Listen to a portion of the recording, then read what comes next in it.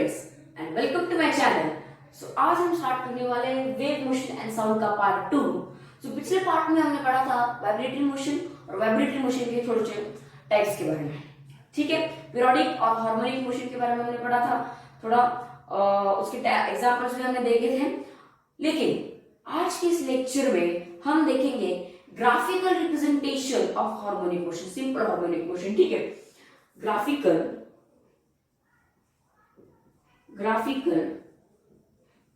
representation of SHM, ठीक है, SHM simple harmonic motion.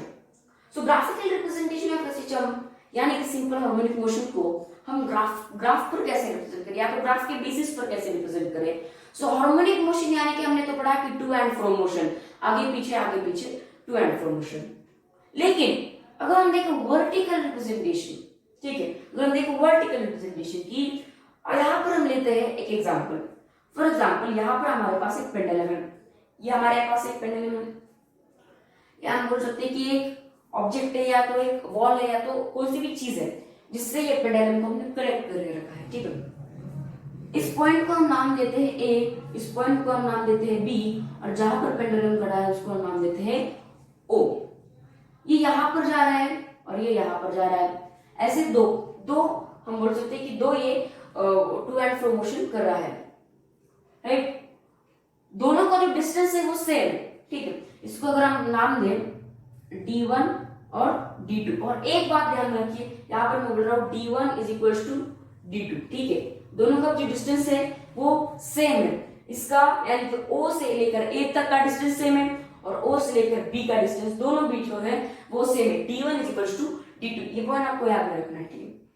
अभी अगर हम बात करें कि अगर ये पेंडुलम O पॉइंट से A तक गया तो इसने क्या किया, पॉजिटिव मोशन किया। इसको हम थोड़ा कंसीडर करते हैं कि अगर वो O से लेकर A तक गया तो उसने पॉजिटिव मोशन किया, ठीक है, पॉजिटिव मोशन किया। अगर वो O से लेकर B तक गया, यानी कि O से B तक गया तो उसने निगेटिव मोशन किया, ठीक है। यानी कि अगर वो राइट साइड में मोशन कर रहा है तो वो क्या कर रहा है, पॉजिटिव मोशन कर रहा है, लेफ्ट में कर रहा है तो निगेटिव कर रहा है, ठीक है। इन दो केस को हम ऐसे रखते हैं, यहां पर जा रहा है पॉजिटिव, यहां पर जा रहा है निगेटिव। अगर हम बात करें इसके अगले पॉइंट की तरफ, सो अभी हम देखते हैं कि इसमें टाइम पीरियड के बारे में कैसे बात करते हैं, क्योंकि पिछले पार्ट में हमने क्या देखा था कि जो टाइम पीरियड होता है वो भी इक्वली लेता है, यानी कि O से लेकर A तक और O से लेकर B तक दोनों का डिस्टेंस तो सेम है, D1 is equal to D2। तो ये टाइम भी क्या सेम होता है क्या, बिल्कुल, क्योंकि यहाँ पर जो ऑसिलेटरी मोशन है, हार्मोनिक मोशन या सिंपल हार्मोनिक मोशन है, ये वाइब्रेटरी मोशन का टाइप है, ठीक है, और ये थोड़ा पीरियोडिक मोशन के तरह होता है, यानी कि एक रेगुलर इंटरवल ऑफ टाइम में वो अपने पॉइंट को रिपीट भी करता है। सो जो इस पॉइंट से इस पॉइंट तक जा रहा है वो एक टाइम में जा रहा है, राइट। जिस टाइम में वो इस पॉइंट से इस पॉइंट तक जा रहा है, यानी O से A तक जा रहा है, उसको हम क्या कहेंगे, टाइम पीरियड। यानी कि the time taken to cover the या to do one oscillation is called, क्या कहेंगे आप, टाइम पीरियड कहेंगे, ठीक है। इसको हम क्या कहेंगे, टाइम पीरियड कहेंगे। ये तो हो गया हमारे पास टाइम पीरियड के बारे में, ठीक है, कि time taken to do one oscillation is called as time period. बहुत सही। पिछले पार्ट में हम एम्पलीट्यूड के बारे में पढ़ा था, एम्पलीट्यूड यानी कि क्या था, एम्पलीट्यूड यानी कि उसके मीन पोजीशन से लेकर उसका जो एक्सट्रीम पोजीशन है, और मीन और एक्सट्रीम क्या होता है, देखिए फॉर एग्जांपल अगर आप अपने घर से निकले हो, ठीक है, ये आपका घर है, ये आपका घर है, ये आपका घर है, और ये आपकी स्कूल है, ठीक है, ये आपकी स्कूल है और ये आपका घर है। इसको यस लिखते हैं और यहाँ पर हम यस लिखते हैं। ये आपका मीन पोजीशन होगा, क्यों, क्योंकि इस पोजीशन से आपने स्टार्ट किया है जर्नी, इस पोजीशन से आपने अपनी जर्नी स्टार्ट की है, तो ये आपकी मीन पोजीशन हो गई। स्कूल आपकी हो गई एक्सट्रीम पोजीशन, यहाँ पर आप एंड कर रहे हो, ठीक है। तो इसी तरह अगर हम इस पूरे केस में अगर हम देखें, इस पूरे ग्राफ में अगर हम देखें, तो यहाँ पर हमारी एक्सट्रीम पोजीशन और मीन पोजीशन क्या होगी, मीन पोजीशन हमारे पास O होगी, एक्सट्रीम पोजीशन हमारे पास A भी होगी और B भी होगी, क्योंकि दोनों तरफ वो मोशन कर रहा है, ठीक है। सो A भी एक्सट्रीम पोजीशन होगी और B भी एक्सट्रीम पोजीशन होगी, लेकिन O सिर्फ और सिर्फ हमारे पास मीन पोजीशन में रहेगा। सो जो मीन पोजीशन से लेकर एक्सट्रीम पोजीशन तक जितना भी उसका मैक्सिमम डिस्प्लेसमेंट है, मैक्सिमम डिस्प्लेसमेंट यानी कि इस पॉइंट O से पॉइंट A तक जितना भी डिस्प्लेसमेंट है, जितना भी डिस्टेंस है, उसको हम एम्पलीट्यूड कहते हैं। सिंपल सिंपल, बहुत सही है।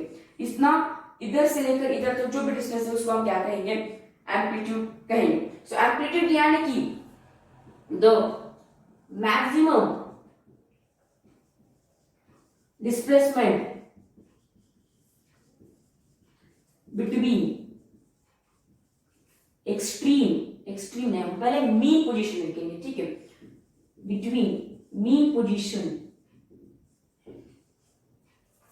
एंड एक्सट्रीम पोजीशन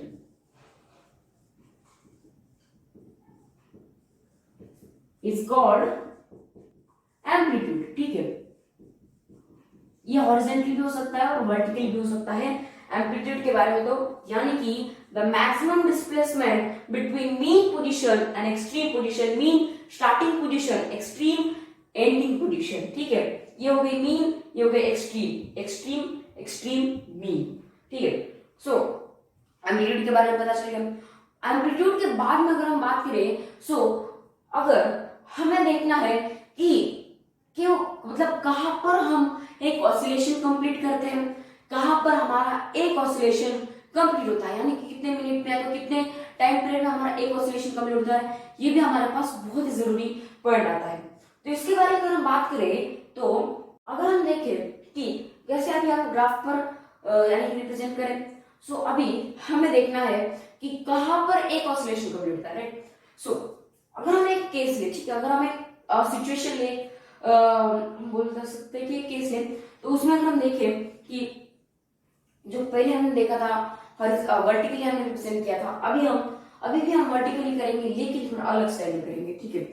सो यहाँ पर अगर हम देखें, सो ये हमारे पास क्या है, एक लाइन है, ठीक है, एक एस लाइन और एक एस लाइन है। सो यहाँ पर जो है मैं ऐसे एक वेव्स बना रहा हूँ, राइट, मैं ऐसे एक वेव्स बना रहा हूँ, राइट, एकदम राइट। अगर हम इसे पोजीशन पर रखें कि अगर ये बॉडी, अगर जो भी ऑब्जेक्ट है जिसको मैं यहां से मूव कराने वाला हूं, वो ऑब्जेक्ट अगर ऊपर जा रहा है, यानी कि वो मोशन कर रहा है कौन सी डायरेक्शन में, पॉजिटिव डायरेक्शन में, ऊपर जा रहा है यानी कि पॉजिटिव डायरेक्शन में मोशन कर रहा। इस केस में हम क्या बोलते हैं कि अगर वो ऊपर जा रहा है, यानी कि अगर वो ऊपर जा रहा है तो वो क्या कर रहा है कि पॉजिटिव डायरेक्शन में मोशन कर रहा है। अगर वो नीचे जा रहा है तो वो निगेटिव डायरेक्शन में मोशन कर रहा है। इस सिचुएशन में अभी हम ये केस लगाते हैं, नीचे जा रहा है तो क्या होगा, ए माइनस। एक बॉडी को मैंने यहां पर छोड़ दिया, एक अपने अपने स्पीड में जा रही है, एक वेलोसिटी एक्सीलरेशन में जा रही है।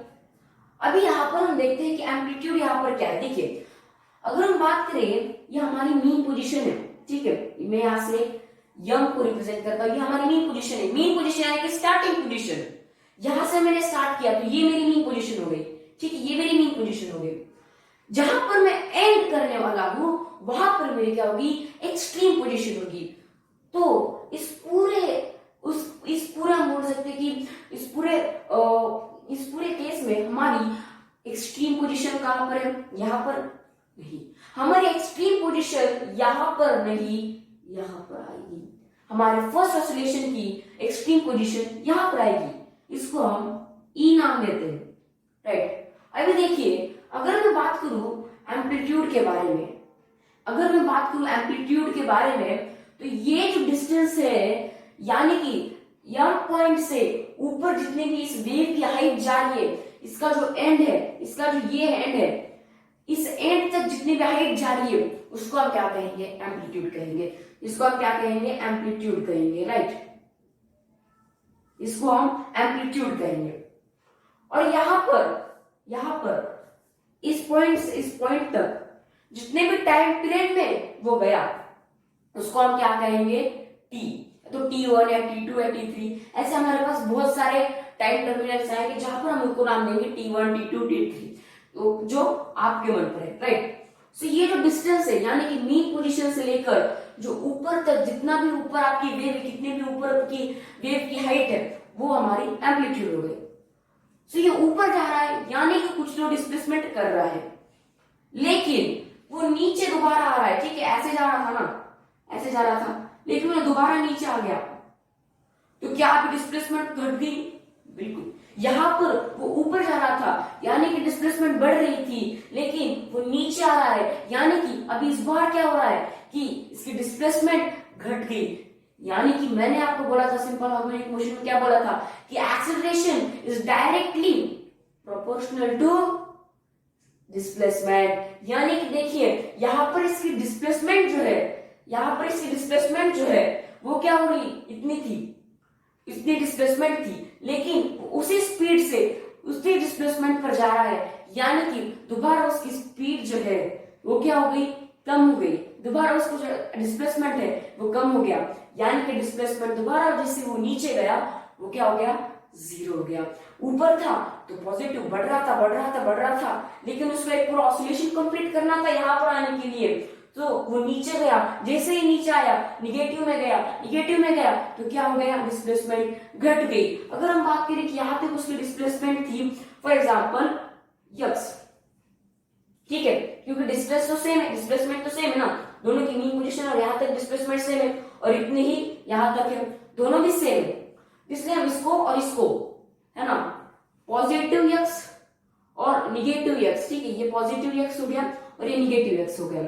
नीचे के डिस्प्लेसमेंट को हम निगेटिव एक्स देंगे, ऊपर की पॉजिटिव एक्स, ठीक है, ये हमारे पास निगेटिव एक्स हो गया, राइट। तो दोनों क्या है, दोनों भी सेम है, पॉजिटिव और निगेटिव, और आपको पता है पॉजिटिव निगेटिव कभी कैंसिल आउट होते हैं, जीरो हो जाएगा, तो ऊपर जितना गया था इतना ही नीचे गया, इसलिए डिस्प्लेसमेंट दोबारा जीरो हो गई, दोबारा जीरो हो गई, लेकिन वो इस एक्सट्रीम पॉइंट तक आ गया, उसने यहां से चालू किया, यहां पर खत्म किया, उसने एक ऑसिलेशन किया।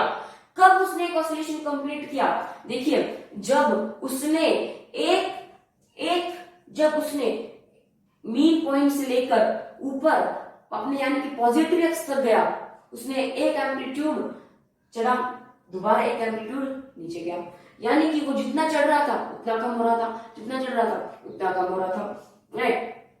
सो यहां से लेकर यहां तक जितना भी आपका पार्ट है, जितना भी आपका हम बोल सकते हैं कि ऑसिलेशन है, उसको हम क्या कहेंगे, वन ऑसिलेशन। यानी कि यहां से मीन पॉइंट तक और एक्सट्रीम पॉइंट तक जो भी आपका डिस्टेंस है, जो भी आपकी हम बोल सकते हैं कि आपने जितना भी एम्पलीट्यूड आपने ट्रैवल किया, जितना भी एम्पलीट्यूड आपने कंप्लीट किया, उसको ही हमारा क्या हो गया, हमारे पास उतना ही हमारे पास हम बोल सकते हैं कि हमारी एक ऑसिलेशन हो गई। यहां से अगर हम दोबारा चालू करें तो यहां से जाकर ये सेकेंड ऑसिलेशन क्या हमारे पास मीन पोजीशन हो गई, क्योंकि सेकेंड ऑसिलेशन का तो यही से स्टार्टिंग पॉइंट है और यही पर ही एंड पॉइंट है, तो यहाँ पर उसकी सेकेंड ऑसिलेशन कंप्लीट हो गई, और ऐसे ही वो इन्फिनाइट ऑसिलेशन भी कर सकता है, ऐसे ही आगे आगे नीचे ऊपर नीचे कर सकता है। सो बात करें हमारे पास एक नेक्स्ट पॉइंट की, फ्रीक्वेंसी की। तो फ्रीक्वेंसी की अगर हम बात करें तो फ्रीक्वेंसी यानी कि 1 सेकेंड में या तो जितने भी टाइम पीरियड में उसने जो भी हम बोल सकते हैं डिस्टेंस कवर किया, मीन पोजीशन से एक्सट्रीम पोजीशन तक 1 टाइम सेकेंड में जितना भी टाइम हो, उसमें जितना भी डिस्टेंस उसने कवर किया मीन से लेकर एक्सट्रीम तक, उसको हम फ्रीक्वेंसी कहेंगे, राइट। सो अगर हम बात करें फ्रीक्वेंसी की यूनिट की, फ्रीक्वेंसी की ऐसा यूनिट अगर हम बात करें सो इसको हम कहेंगे हर्ट्ज में, ठीक है, ये क्या होगी, हर्ट्ज में होगी। हर्ट्ज को हम Hz से भी ऐसे रिप्रेजेंट कर सकते हैं। बात करें इसके फॉर्मूला की विद रिस्पेक्ट टू टाइम, ठीक है, टाइम के रिस्पेक्ट में, जब हमारे पास टाइम दिया हुआ यानी कि जितना भी टाइम, देखिए 2 सेकेंड दिया होगा, ठीक है, क्या बोल रहा हूं, 2 सेकेंड दिया होगा, तो आपको क्या करना पड़ेगा, 1/2 करना पड़ेगा, इससे आपको फ्रीक्वेंसी निकल जाएगी, ठीक है। तो आपको अगर फ्रीक्वेंसी निकालनी है तो क्या करोगे आप 1/t करोगे, ये फॉर्मूला आप यूज करेंगे। क्यों? और यहाँ पर टाइम की वैल्यू फिक्स नहीं होती, लेकिन ये जो 1 है वो फिक्स रहेगा, ये बदलता रहेगा, ये वेरिएबल होगा। ठीक है, यानी कि यहाँ पर 10 भी आ सकता है, 100 भी आ सकता है, 200 भी आ सकता है, कितना भी बड़ा वैल्यू और कितनी भी छोटी वैल्यू आ सकती है, लेकिन इसकी जो वैल्यू है वो कभी भी कांस्टेंट नहीं रहेगी, इसकी वैल्यू कांस्टेंट रहेगी। अगर आपको फ्रीक्वेंसी निकालनी है तो आप ऐसे फॉर्मूले, यहाँ पर जो है 2 है वो एक वेरिएबल, यानी यहाँ की 2 सेकेंड्स में जो कि आपको दिया गया है, जो तो मैंने 2 को वैसे डिवाइड कर दिया, तो कैसे आएगा देखिए 2 1 तो 0 हो गया, राइट, और 2 और 10 किससे जाएगा 5 से, तो 0.5 आपकी क्या हो गई, 0.5 हर्ट्ज क्या हो गई आपकी फ्रीक्वेंसी हो गई। सो ये आपकी फ्रीक्वेंसी यहां से निकल आ गई, यानी कि इस पूरे ग्राफ में आपने मीन से लेकर एक्सट्रीम तक 0.5 की फ्रीक्वेंसी की, और दोबारा अगर हम वहीं पर जाए तो वहीं पर उसने 0.5 की फ्रीक्वेंसी की। ऐसे वो करते रहेगा, लेकिन जैसे उसकी स्पीड बढ़ेगी, यानी कि जैसे उसका एक्सीलरेशन बढ़ेगा, डिस्प्लेसमेंट बढ़ चुकी है, ये ध्यान में रखना। स्पीड घट रही है यानी कि डिस्प्लेसमेंट भी घट रही है, दोनों एक दूसरे पर डिपेंडेंट है। फ्रीक्वेंसी के बारे में हमने पढ़ लिया, हमने एम्पलीट्यूड के बारे में पढ़ लिया, हमने टाइम पीरियड के बारे में पढ़ लिया। अगले पार्ट में हम वेव मोशन के बारे में पढ़ेंगे, क्योंकि हमारे टॉपिक का नाम वेव मोशन है, और वेव मोशन एक थोड़ा हम बोल सकते कि एक ऐसा टॉपिक है जिस टॉपिक को पढ़ने के लिए हमें ये पढ़ना थोड़ा जरूरी था, सो इसलिए हमने ये पहले पढ़ा। अगले पार्ट में हम वेव मोशन के बारे में डिटेल स्टडी करेंगे। अगर आपको मेरा वीडियो अच्छा लगा है, इस वीडियो को लाइक कर दीजिए, शेयर करिए अपने दोस्तों के साथ और सब्सक्राइब कीजिए मेरे चैनल को। And thank you for watching.